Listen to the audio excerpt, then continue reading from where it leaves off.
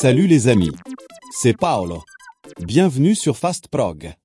Nous allons voir ensemble l'exemple d'un raccordement de deux paires de photocellules DXR20C en série sur la ZF110. Ce cas de figure peut se présenter si vous avez plus d'une paire de photocellules à brancher sur la carte ZF110 car celle-ci ne possède qu'une entrée de sécurité. Cette configuration ne vous permettra pas d'associer un mode différent aux paires de photocellules branchées en série. C'est-à-dire que les dispositifs de sécurité branchés en série sur C1 auront le même fonctionnement, la réouverture durant la fermeture, en cas de passage entre les cellules. Si actuellement, la LED de signalisation de la carte ZF110 clignote et que vous effectuez la mise en service de l'automatisme, je vous conseille plutôt de regarder la vidéo de mise en service en cliquant sur le lien en haut à droite. Si vous avez déjà vu cette vidéo, que votre automatisme fonctionne et que vous souhaitez raccorder vos photocellules, c'est parti. Pensez toujours à mettre hors tension votre automatisme avant toute intervention sur la carte de commande.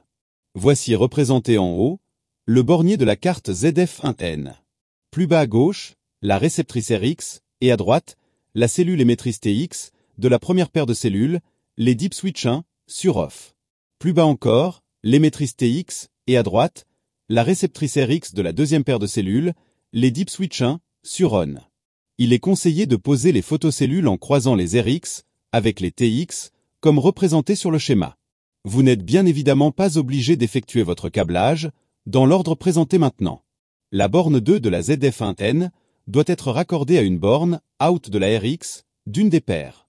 L'autre borne out de cette RX se raccordera à une des bornes out de la RX de la deuxième paire. Et l'autre borne out de la RX de la deuxième paire se raccordera à la borne C1 de la ZF110. Il ne reste plus qu'à alimenter nos photocellules, la borne 11 de la ZF110 ira sur le 11 de chaque cellule, et enfin, la borne 10 de la ZF110 ira sur le 10 de chaque cellule. Et voilà, le câblage est terminé.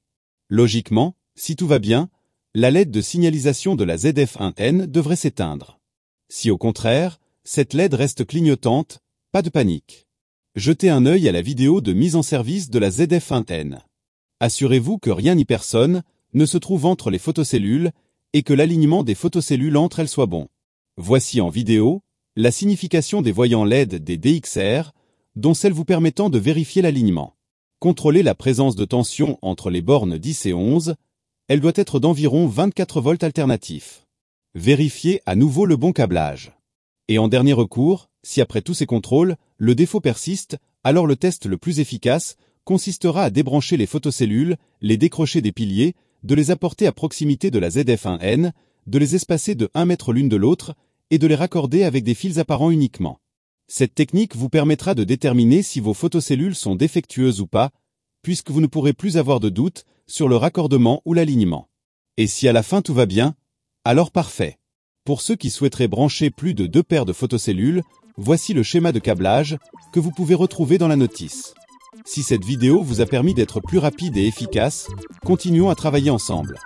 N'oubliez pas le pouce ou le petit commentaire et n'hésitez pas à vous abonner afin de découvrir le monde facile de FastProg.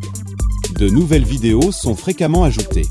Pour la programmation de vos télécommandes, d'autres dispositifs de sécurité ou l'accès direct à la chaîne, cliquez sur le lien qui vous intéresse. Arrivederci, alla prossima!